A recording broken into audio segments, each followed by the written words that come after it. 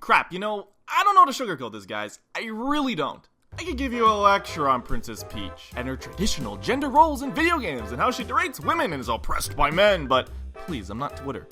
I mean, for God's sakes, from the get-go, from the first sentence she says in Super Mario 64, Mario, please, come to the castle. I've made a cake for you. Like, wait, hold on, excuse me?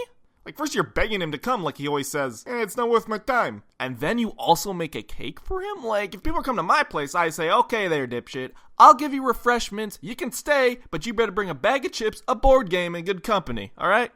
But yeah, Peach has always been like this, even in her playable position. See, back in Super Mario Bros. 2, she was so unable to stand on her own 2 feet in society that she had to float around.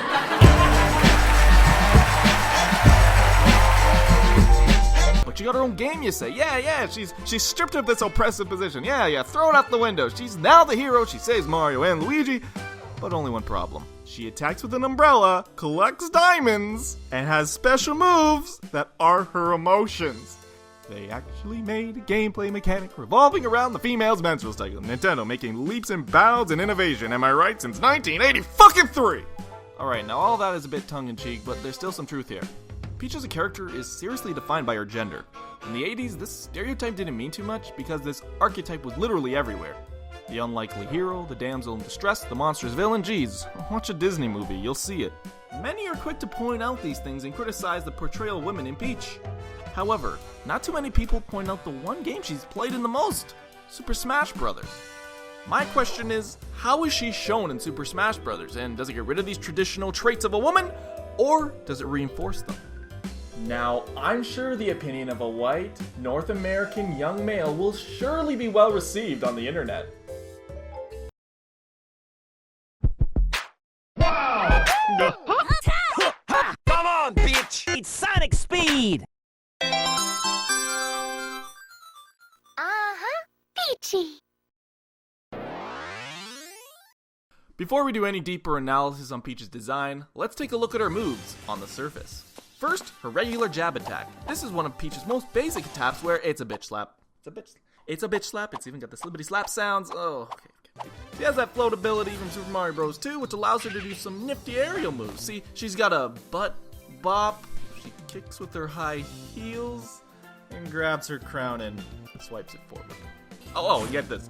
Her dash attack is her pushing forward, extending her arms, being all like, my booty is mine, it belongs to me, you cannot have my booty.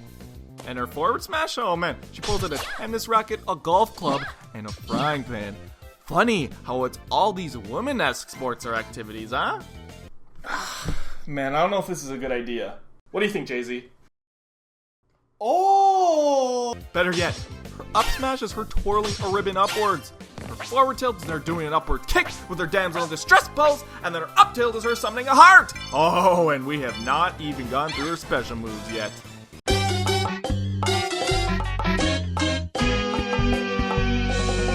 Her recovery is her pulling out a parasol, striking upwards, and then floating down gracefully. Her side B, oh, she makes a not choose sound, and then she smacks him with her ass!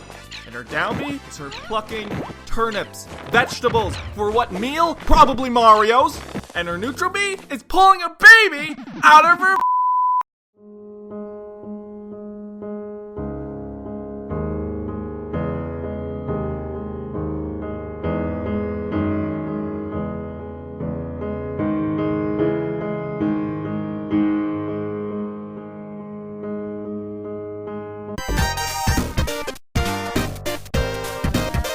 Alright, there you go. I said it, black and white, clear as crystal.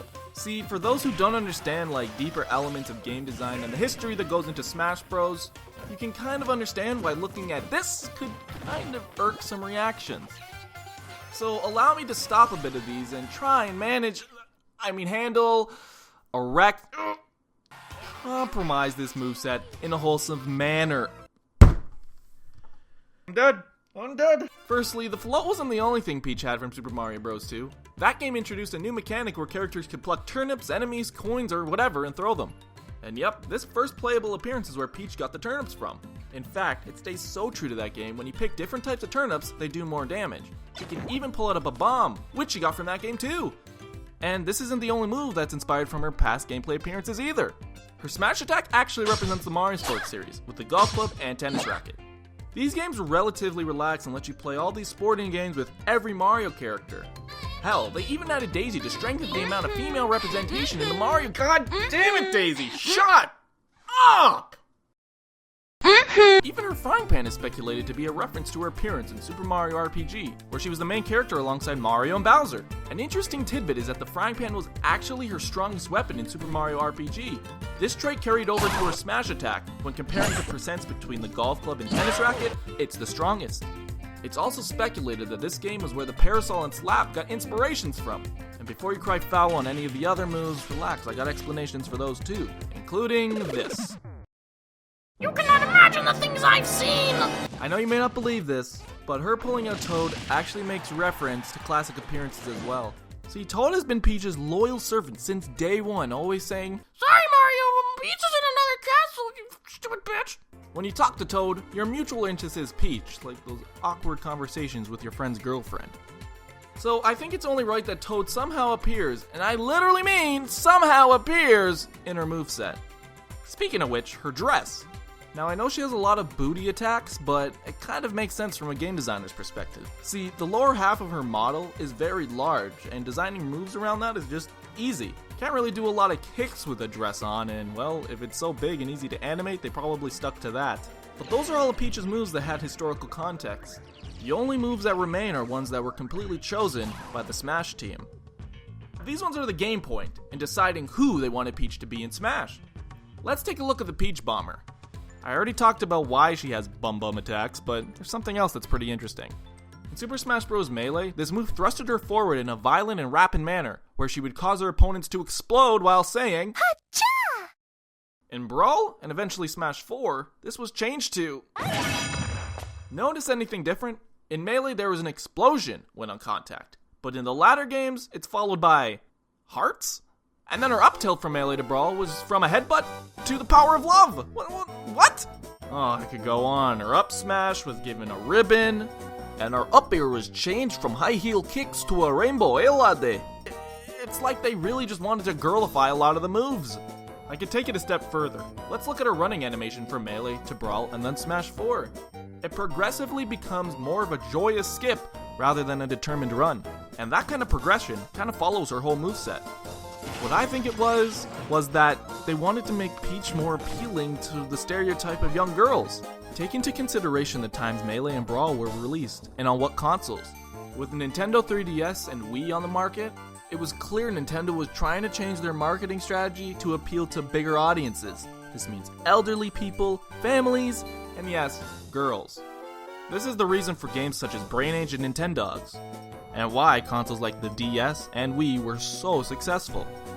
So it follows that maybe with more younger females on their consoles, they wanted to make Peach more appealing to them. But maybe this isn't the fault of Nintendo, but rather what society deems girly. Why does a princess like Peach need to appeal to young girls? Why the big lips, big hips, and big blonde hair? I think it's the ideas and beliefs embedded into our minds by the marketers and business people around the globe. Geez, the Marilyn Monroe myth of a woman, the age-old tales where 90s boys get Hot Wheels and girls get Barbies, it's like Peach is the product of all of this. Is this why Peach is who she is? It could be I'm being a bit too critical and looking for meanings that aren't actually there. Maybe this is how Peach is because, well, the damsel in distress role is how she's been for her whole life as a character. I'm not saying it's right, but Peach is that girly girl princess who bakes cakes, likes to dance and play sports. I don't think this is saying that all young girls should do these things, but this is just who Peach is, and how she will be for her life as a character. And I'm not saying that's a bad thing. Peach can be who she is. We already got badass females like Samus, Robin, Zelda, and Ivysaur in Smash anyways.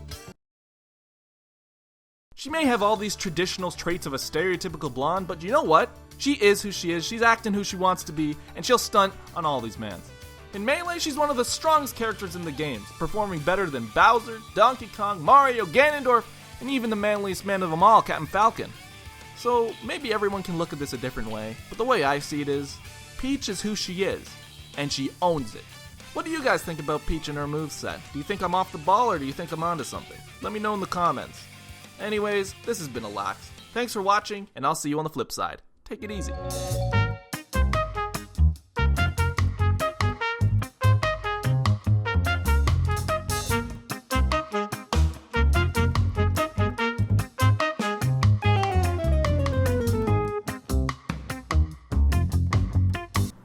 guys, thanks for watching Alex's video. I'm one of his really good friends in real life, and we've been working on some really good ways on trying to get new viewers and people to really enjoy his videos. So, like, I came up with I thought it was a pretty good idea. I don't know, like he kind of rejected it at first, but a good way to this duck right here.